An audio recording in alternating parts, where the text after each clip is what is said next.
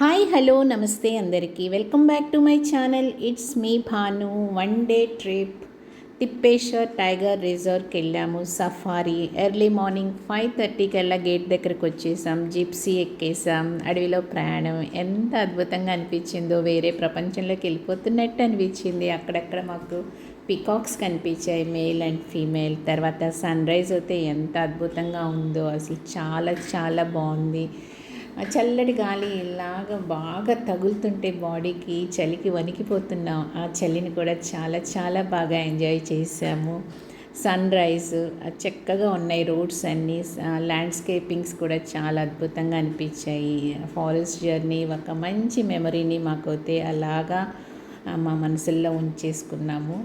Memories అంటే, sweet memories అంటే ఇంక అందరికీ అసలు దాచుకుంటాం కదా. జిప్సీస్ ఇలా క్రాస్ అయినప్పుడు మీరు టైగర్స్ని చూసారా అంటే మేము 2-3 చూసామని మేము చెప్పుకోవడం, మేము చూసామని చెప్పుకోవడం, సెల్ఫీ దిగామని చెప్పుకోవడం. ఇంతకు మీకు టైగర్స్ చూసామా? చూడలేదు. దేవుడా, ఒక్క టైగర్ అన్నా మాకు చూపించేవా అని దేవుడికి దండం పెట్టుకోవడం.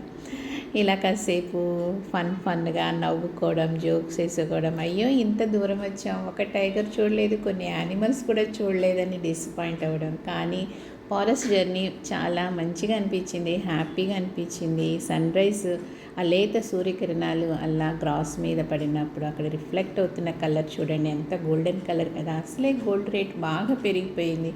దిగి కొంచెం తెచ్చుకుందామా అని అనుకున్నాము, కానీ ప్రోటోకాల్స్ ఒప్పుకోవు, మనం కింద దిగడానికి అసలు వీల్లేదు. అసలు కెమెరాస్ కూడా, ఫోన్స్ కూడా మనల్ని అలో చేయనివ్వరు. కానీ మా డ్రైవర్ అయితే తన ఫోన్లో మాకు ఇచ్చి తీసుకోండి మేడం అని చెప్పాడు.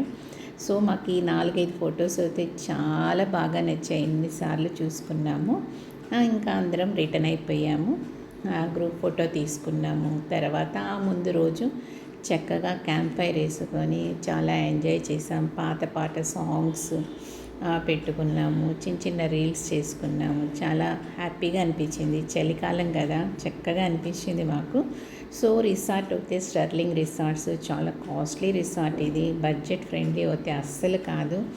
గ్రీనరీ అయితే చాలా తక్కువగా ఉంది, కానీ ఓకే.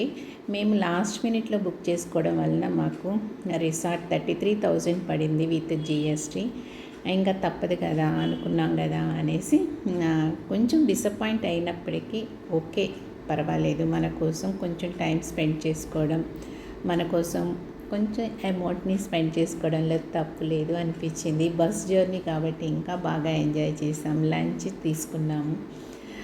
సో లంచ్ అయితే, రిసెప్షన్ అయితే చాలా చిన్నది, కానీ ఇక్కడ ఫర్నిచర్ అంతా వుడ్తోనే తయారు చేశారు. చాలా బాగున్నాయి ఫర్నిచర్ కూడా. తర్వాత ఫ్లవర్స్, డ్రై ఫ్లవర్స్తో పెయింటింగ్ వేసి అవి ఫ్లవర్ వాజెస్ కానీ, ఫ్లవర్ బొకెట్స్ కానీ చాలా బాగా అనిపించాయి మాకు.